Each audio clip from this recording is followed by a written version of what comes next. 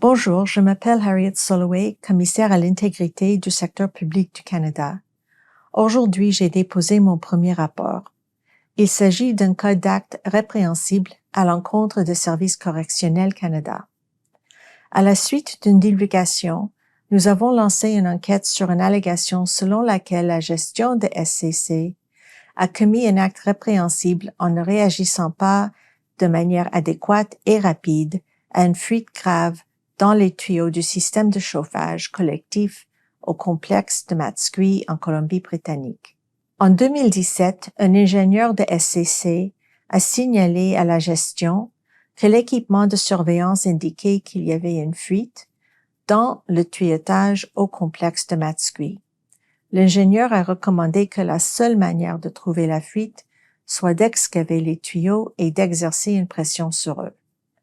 Les travaux d'excavation ont commencé, mais étaient suspendus pendant l'hiver en raison du gel du sol.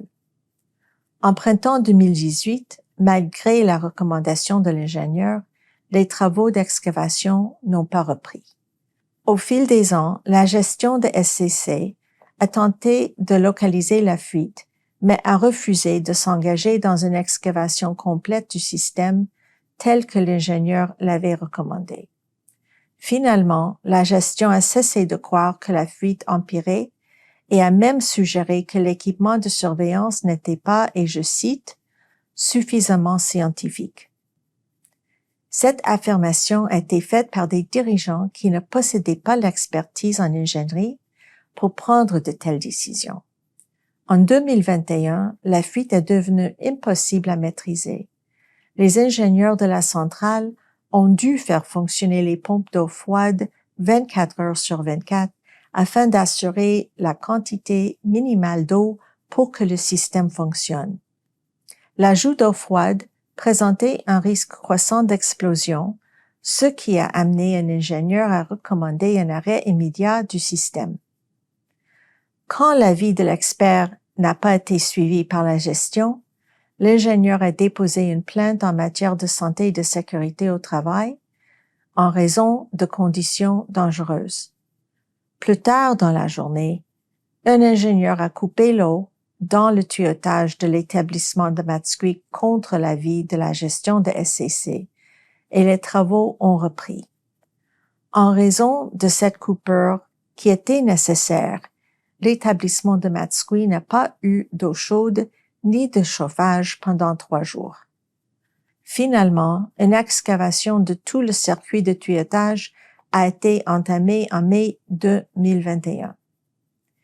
Ces travaux ont mené à la découverte de multiples fuites qui ont été finalement réparées. À ce moment-là, des millions de litres d'eau chaude traitée avec des produits chimiques s'étaient déjà infiltrés dans le sol près d'un aquifère, de terres agricoles et d'habitats de saumon. Nous avons constaté que SCC n'a pas testé le sol pour le produit chimique correct avant 2020 et, par conséquent, nous ne pouvons pas déterminer s'il y a eu d'incidence sur l'environnement. Ce rapport souligne l'importance de l'imputabilité et des obligations de la gestion. De nombreuses personnes occupant des postes à responsabilité étaient au fait de la fuite et n'ont pas pris de mesures suffisantes pour atténuer des effets pendant près de 4 ans. Une des valeurs fondamentales sur lesquelles repose le secteur public est l'intendance. Le Code de valeurs et d'éthique du secteur public définit l'intendance comme l'usage responsable et judicieux des ressources publiques tant à court qu'à long terme. Ceci comprendrait l'entretien et la réparation des biens gouvernementaux comme les systèmes de chauffage.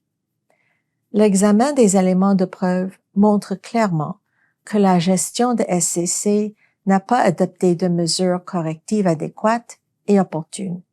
Ce manque a entraîné de graves erreurs ayant une incidence sur la sécurité et pouvant nuire à l'environnement, ce qui ne reflète pas une intendance responsable des fonds et des biens gouvernementaux.